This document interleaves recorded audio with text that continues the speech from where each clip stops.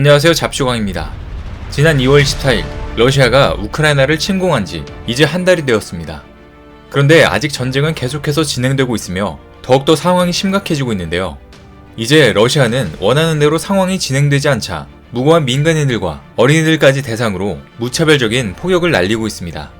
그래서 미국 등 서방 여러 국가들과 러시아를 도우려고 하는 세력들까지 다양한 개입이 본격화되고 있는데요. 그런데 우크라이나 바로 옆 최전선에 있는 폴란드가 러시아를 향해 폭탄 발언을 하면서 상황을 뒤집어 놓으려고 하고 있습니다. 폴란드 국방위원장이 한국에게 도움을 요청하며 한국산 무기로 러시아를 깨부수겠다고 선언한 것입니다. 과연 현재 어떠한 상황인지 자세히 알아보겠습니다.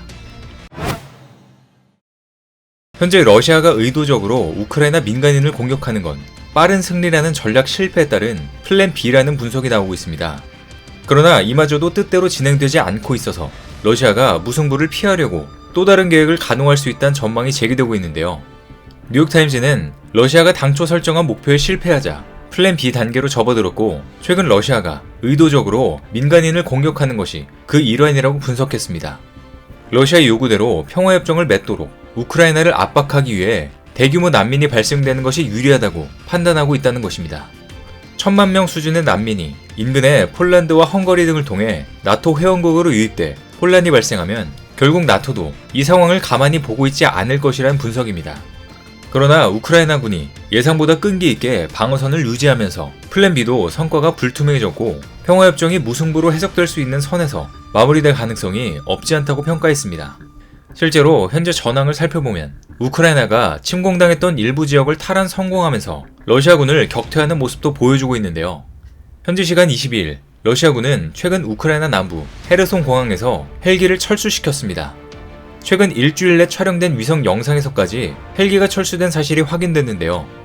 헤르손은 흑해 연안 도시이자 오데사항 동쪽에 있는 조선업 중심지로 우크라이나 침공 초기 러시아군이 장악한 첫 번째 주요 도시입니다. 이렇듯 북부와 북동부 등 우크라이나 전역에서도 탈환 노력이 성과를 거두고 있는 모양새입니다. 우크라이나군은 전날 수도 키이우 외곽 마카리우에서 격렬한 전투 끝에 러시아군을 격퇴하고 이 지역을 탈환했다고 밝혔습니다. 때문에 서방에선 우크라이나군이 방어에서 공격으로 전략을 전환하고 있다는 평가가 나오고 있는데요. 기존에 우크라이나는 러시아의 침공을 방어하면서 미국의 제블린, 영국의 엔로 같은 대전차 미사일로 러시아의 수많은 장갑차와 전차들을 박살냈습니다. 그리고 현재 공군 전력에서도 우크라이나는 러시아에 비해 전적으로 열세지만 우크라이나군은 러시아 전투기를 대공 방어망 안으로 유인한 뒤 대공 미사일로 격추하는 작전을 펼치고 있습니다. 그래서 수많은 러시아 전투기들이 100대가 넘게 격추당하며 아직도 제공권을 장악하지 못하고 있는데요. 하지만 이런 결과는 러시아 내부에서도 푸틴의 권위가 흔들리는 상황으로 이어질 수 있기 때문에 러시아가 국경을 넘어 폴란드의 우크라이나군 보급시설을 공습하는 플랜 C까지 가동할 수 있다고 내다봤습니다. 이 경우 나토는 회원국인 폴란드 방어를 위해 행동에 나서야 하지만 러시아와의 전면전이 3차 세계대전으로 비화할 수 있는 만큼 찬반 논란이 벌어질 수 있는데요. 이 때문에 우크라이나에서의 무승부보다는 나토 분열이라는 더 큰 성과를 목표로 러시아가 이 작전을 택할 수도 있다는 분석도 나옵니다. 만약 푸틴이 이마저도 실패해 완전히 구석에 몰릴 경우 우크라이나를 상대로 화학무기나 핵무기를 사용하는 등 극단적인 행동에 나설 가능성도 배제해선 안 된다고 경고했습니다. 이렇듯 점점 러시아에게 상황이 불리해지자 친러 국가인 벨라루스가 참전할 수도 있다는 얘기가 흘러나오고 있는데요. 미국과 나토 당국자에 따르면 벨라루스는 이미 참전을 위한 조치를 진행 중이라고 밝혔습니다. 나토 군사 당국자는 벨라루스가 침공에 합류할 가능성이 점점 커지고 있다고 경고했는데요. 벨라루스는 사실상 우크라이나를 침공하기 전부터 자국 내 병력 배치를 용인하는 등 사실상 침공을 지원하는 행보를 펼쳤습니다. 그런데 최근 속보에 따르면 벨라루스 전투단은 이르면 향후 며칠 이내에 우크라이나에 진입할 준비가 된 상황이라고 전했는데요. 수천 명 규모 병력이 배치에 대비 중이라는 게 벨라루스 야권 소식통이 외신에 전한 내용입니다. 이렇게 심각해지는 상황에 젤렌스키 우크라이나 대통령이 자국과 러시아 간 전쟁에 대해 논의하기 위해 24일에 나토 정상회의에 화상으로 참여할 예정이라고 하는데요. 젤렌스키 대통령은 이번 정상회의에서 화상으로 연설할 것이며 전체 논의에 참여할 수 있다고 밝혔습니다.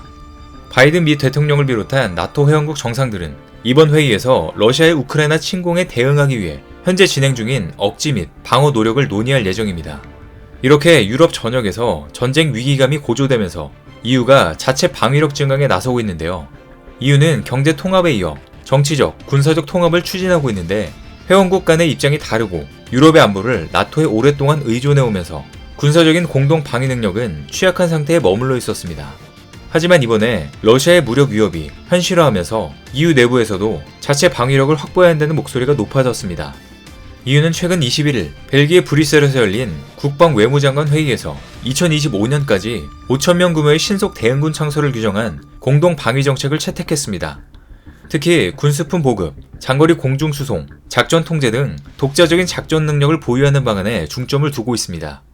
유럽군 창설안이 확정되면 EU는 내년부터 정기적으로 합동 군사훈련을 실시할 계획인데요.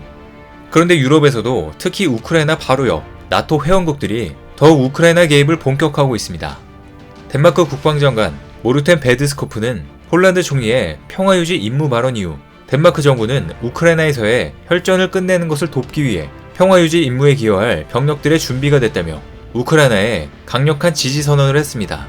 특히 과거 바르샤바 조약기구에 소속돼 있던, 즉 소련의 위성국이던 국가들이 더욱더 적극적인 움직임을 보이고 있는데요. 폴란드, 발트 3국 등 소련에 착취당했던 국가들이 힘을 모아 우크라이나를 지원하면서 나토의 우크라이나 개입을 촉구 중입니다. 그 중에서도 가장 최전선에 있는 폴란드가 가장 적극적으로 의견을 제시하고 있습니다. 폴란드에 있는 전투기들을 우크라이나에 지원하겠다는 목소리뿐만 아니라 총리가 직접 러시아군의 공격을 받고 있는 키이우를 방문해 젤렌스키 대통령을 만난 것도 굉장히 파격적인 일이었습니다. 이를 두고 용감한 행보였다는 평가도 나왔지만 너무 적극적이라 EU 내 일부 의원들은 당혹스럽다는 반응도 나왔는데요. 이렇게 가장 적극적인 자세를 보여주고 있는 폴란드에서 또 하나의 폭탄 발언을 했습니다. 바로 한국의 무기들로 러시아를 때려잡겠다고 선언한 것인데요. 최근 폴란드 야후 국방위원장은 한국 언론과 만나 러시아에 맞서기 위해 한국과 전차와 장갑차 등 방산협력을 강화할 것이라고 말했습니다. 또 이번 전쟁으로 우크라이나 난민이 500만 명 넘게 폴란드로 유입될 것으로 예상된다면서 한국 등 국제사회의 도움이 필요하다고 강조했는데요. 이렇게 폴란드 국방위원장이 직접 한국을 콕 집어 인터뷰한 것은 굉장히 이례적인 일입니다. 야후 위원장은 조지아에 이어 우크라이나를 침공한 러시아의 다음 목표는 발트 3국과 폴란드라며 폴란드가 최근 국토안보법 입법을 통해 국방 예산을 확대하고 병력을 30만 명으로 늘리는 등 국방력 강화에 돌입했다고 밝혔습니다. 특히 한국의 K2 전차, 폴란드 도입과 더불어 한국의 장갑차 등 다양한 무기체계 현대화를 위해 한국과의 적극적인 방산협력이 꼭 필요하다고 강조했는데요. 일각에서는 최근 러시아 전차들이 제블린과 엔로 같은 대전차 미사일로 초토화되는 모습들을 보이자 전차 무용론을 제기하며 우려를 표하고 있습니다. 그런데 이는 러시아군의 전체 일대 발생하는 문제입니다. 반면 한국의 K2 전차는 전차를 향해 날아오는 미사일과 포탄을 단 0.3초 만에 바로 요격해 무력화시켜버리는 3.5세대 핵심 기술인 능동 파괴 체계를 갖추고 있습니다. 여기서 중요한 사실은 대전차 무기를 실시간으로 포착할 수 있는 레이더와 센서도 현존하는 전차들 중 가장 능력이 뛰어난 것으로 알려져 있는데요. 한편 러시아에서는 본인들 주장으로 가장 최신 4세대 전차라고 알려진 T-14 아르마타가 존재한다고 말로는 자랑하지만 2015년 군사 퍼레이드에 처음 등장한 이후 현재까지 20대만 만들어지면서 그 후 아무도 T-14 아르마타를 볼 수 없어 상상 속의 전차로만 여겨지고 있습니다. 러시아에 이런 대단한 전차가 있다면 현재 긴박한 우크라이나전에 투입되어야 하지만 전혀 그렇지 않은 상황인데요. 심지어 러시아 칼럼에서조차 K2 전차에 밀릴 것이라는 분석들도 나왔었습니다. 그래서 폴란드, 노르웨이 등 러시아 위협에 임박한 국가들은 이런 전차 무용론을 제대로 반박하며 한국의 K2 전차를 수입하기 위해 다급히 요청하고 있는 것인데요. 지난달 노르웨이에서 시험평가를 시작한 K2NO는 노르웨이의 극한의 상황에서도 성공적으로 평가를 마쳤다고 알려졌습니다. 뿐만 아니라 폴란드에서도 한국의 K2PL을 곧 도입할 예정입니다. 당장 러시아의 기갑 전력에 맞설 새로운 전차의 도입과 구형 T-72 계열의 전차들과 일부 레오파르트2 전차를 퇴역시켜야 하는 폴란드군 입장에서는 아무리 빨라야 2035년에나 구매가 가능한 독일, 프랑스 합작의 레오파르트3에 크게 메리트를 느끼지 못하는 게 사실입니다. 그래서 사실상 바로 투입이 가능한 K2 전차의 독주에 가까우나 폴란드 정부에서는 터키의 알타이의 경우처럼 K2의 기술을 적용한 신형 전차를 설계해달라는 입장이었는데요. K2보다 한 체급 이상 더 큰 60톤 이상의 전차가 대규모의 평야지대가 펼쳐져 있는 폴란드의 지형상 적합하기 때문입니다. 그래서 K2PL은 현지 요구사항에 따라 기존 K2 전차에 추가된 장비로 중량이 늘어나 상당한 벌크업을 해 바퀴축을 기존 6축에서 7축으로 증가시킨 것이 특징입니다. 또 차량 하부에 탈부착이 가능한 지뢰 방호 키트, 대전차 로켓 방어용 방호네트 등 장비들이 탑재되며 러시아군의 대전차 미사일에도 완전히 방어가 가능합니다. 게다가 지난달 한국의 강로 방위사업 청장은 마리우시 부하슈차크 폴란드 국방장관과 만난 자리에서도 방산 분야 협력을 전차 분야에 국한하지 않고 다방면으로 확대하는 방안까지 구체적으로 논의한 것으로 알려졌습니다.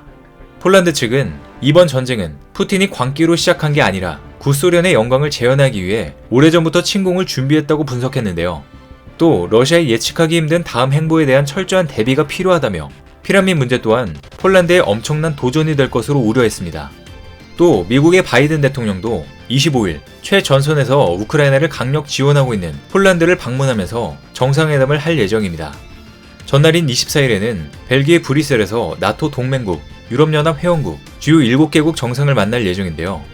바이든 대통령이 유럽 순방길에 오른 것은 전쟁이 발발한 이후 처음입니다. 이번 순방에서는 전략적 요충지로 급부상한 폴란드 방문이 가장 주목을 받고 있는데요. 미국과 대다수 서유럽 국가들은 러시아와의 직접 충돌 가능성을 우려해 무기를 지원하고는 있지만 나토의 직접 군사 개입에 난색을 드러내고 있습니다.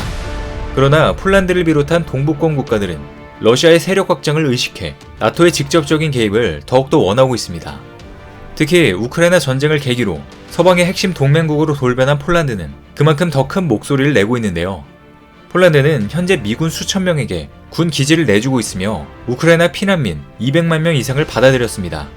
서방의 군사적, 인도적 거점이 된 폴란드는 나토나 그보다 큰 국제기구 차원의 평화유지군 파병까지 최근 제안하면서 강력한 입장을 나타내고 있습니다. 현재 격화되는 전쟁 상황에 따라 앞으로 나토가 어떠한 대응을 하게 될지, 또 폴란드가 그 중심에서 어떠한 모습을 보일지 귀추가 주목되고 있습니다. 오늘 준비한 소식은 여기까지입니다. 댓글을 통한 여러분들의 많은 의견 기다리겠습니다. 많은 분들의 생각이 모였을 때 진정 가치 있는 지식이 완성될 것입니다. 시청해주셔서 감사합니다.